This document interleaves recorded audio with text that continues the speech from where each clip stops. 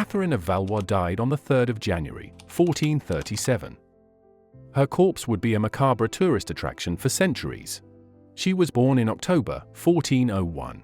Catherine's father was King Charles VI of France. Her first husband, Henry V, was King of England, but it was her union with her second husband which would create a new dynasty. Owen Tudor, as he is known today, was a Welsh household official of the widowed Queen. They fell in love and contracted a scandalous marriage. Their sons would create the line of Tudor monarchs that ruled England for over a century. But Catherine, the mother of that dynasty, would be oddly disgraced after her death, and the situation ignored by her descendants. The cause of Catherine's death is uncertain. She had recently given birth, but there are some records to indicate she'd had a health issue for some time, and that is why she sought treatment or prayers at Windsor Abbey. She was 35 years old when she died on the 3rd of January. Catherine was given the splendid funeral of a queen, despite her scandalous remarriage to Owen Tudor. She was likely embalmed shortly after death by removing her internal organs to stave off decay, and stuffing the cavity with herbs and spices. The corpse was wrapped in sackcloth, a heavy cloth coated in wax, and encased in sheets of lead. This bundle was then put into a wood coffin. The organs that had been removed were placed in jars or boxes and were sometimes buried in separate locations. Often, some of the organs of the deceased would be buried in the churches the funeral procession stopped at. Parts of Eleanor of Castile ended up in 3 churches, but I've seen no mention of Catherine's organs being found at the one documented stop, St. Catherine's, the church of her patron saint. She was given a funeral there before the procession moved onward toward its final destination. Atop the coffin was laid an effigy of the deceased, usually dressed in their own clothing. Catherine's effigy was carved of wood and still survives in Westminster Abbey today. Painted in realistic colors, it has a long neck and a charming tilt to the head. Effigies were intended to look as much like the deceased as possible, so if Catherine's effigy followed this tradition, she was tall with a willowy figure. The effigy once would have had a wig of human hair attached to its head, brown, according to the painted surface on the scalp. Her eyes were blue-gray. The effigy now wears only its painted red shift, but during the funeral, it wore a purple satin mantle. The coffin itself was swathed in cloth of gold, perched atop a huge hearse. On February 8, 1437, Catherine was given a second funeral service and laid to rest in an alabaster tomb in Westminster Abbey near her first husband, Henry V. For most people, the story would end here, but not for poor Catherine. It seems this tomb was intended to be temporary, and her son Henry VI wanted to devise a more appropriate memorial for her, but he died before he could decide what to erect in her memory. Her grandson, Henry VII, decided to demolish the old Lady Chapel where Catherine was buried and build a new one, and Catherine's tomb was destroyed in the process, her body unearthed as they were digging the new foundations. Catherine's wood outer coffin was found to be badly decayed, and so her remains were taken out of it, and apparently from the inner lead coffin as well. They were put into a wood chest lined with flat sheets of lead cut from the old roof of the chapel. The chest lay on the floor near her husband's tomb. And there it would remain for another 3 centuries. Some later claimed that Henry VII ordered the tomb's deliberate destruction in order to distance himself from his ancestry. However, he mentioned Catherine specifically in his will as someone he wanted to be buried with. In our monastery at Westminster rests our noble progenitors and blood, and specially the body of our great dame of right noble memory, Queen Catherine, wife to King Henry. Your body therefore to be buried within the same monastery, that is to say, in the chapel where our said great dame lay buried. It seems he envisioned the Lady Chapel as a family tomb for all of the Tudors. Henry VII died before the chapel could be completed, and some of his directives were never carried out by his son, Henry VIII. Henry VIII never bothered to bury his great-grandmother, nor did any of the other Tudors who came along after him. The chest in which Catherine's body was placed appears to have had a lid in 2 sections, since later accounts say the lid would be open to display her remains from waist up whenever visitors wanted to see her. Some curious souls stripped the sackcloth back from Catherine's face and chest, down to her legs, and found her remains intact, though desiccated.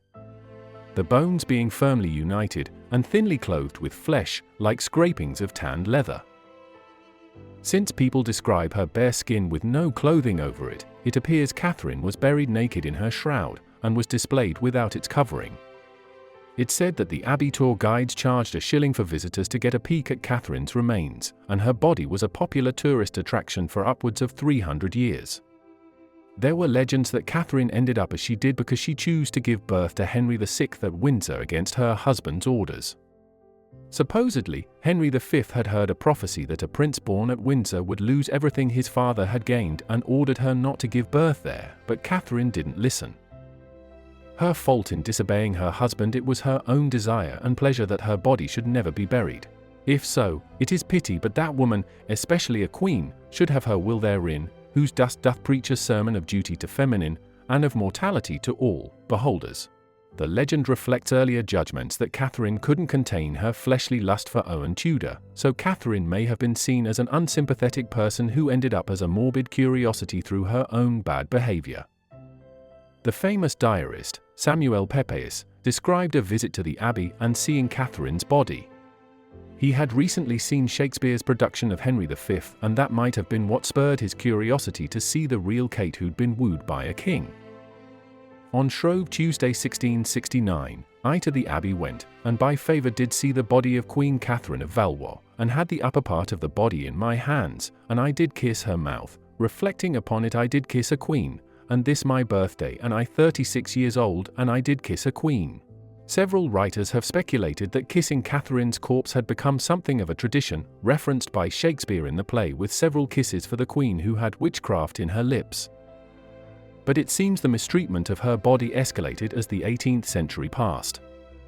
In 1786, Richard Gough wrote that in recent years, the young scholars at Westminster had amused themselves with tearing it to pieces.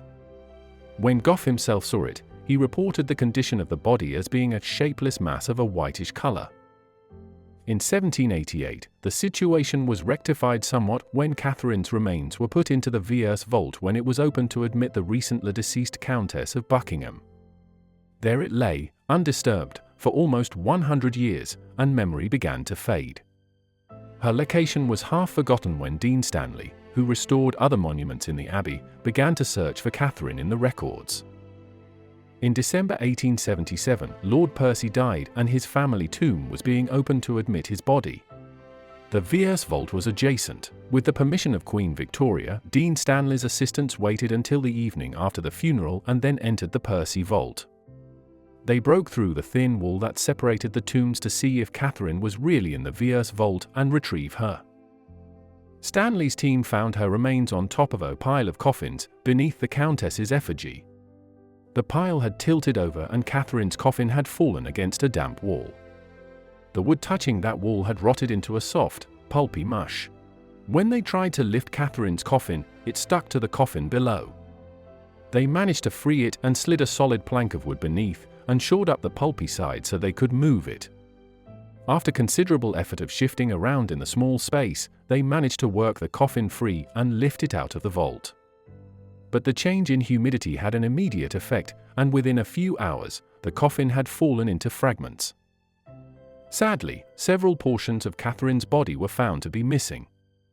It appeared to the examiners that the remains had been doused with lime, and several portions had been eaten away by it, but they may have misinterpreted the damage they saw. The entire front portion of her skull was gone, and one piece of the back of it was found lying on her pelvis. Most of her vertebrae were missing, as were all of her ribs except for one, and two of her right arm bones. Though they searched, they found not a single one of her teeth. One of her clavicles was gone and had been replaced with a pelvic bone. The bones and teeth were likely nicked as souvenirs over the centuries. There seems to have been some accidental damage at this point, because one of the contributors to the report notes that the bones were so fragile from the dampness that they powdered away when touched, like wet sand, but they hardened as they dried. So he must have kept poking at them to determine this. Her legs, however, were found to still be encased in about 12 layers of cerecloth and in perfect condition. Amazingly, they report the skin still remaining on the right arm smoothed out as she dried, and her legs still appeared to be supple. Beneath her head, under the sheds of cerecloth she had lain on for the last 400 years, they found remnants of a wool pillow, still retaining a few fragments of the silk which had once covered it. Queen Victoria was presented with one of these shreds. They shored up the coffin a bit more and carried it into Henry VI's chapel. One of the witnesses later wrote, "It was a striking and impressive scene which I shall ever remember, and which at the time it was impossible to view without some feeling of emotion. The daylight had quite faded, and we were alone in the darkened abbey.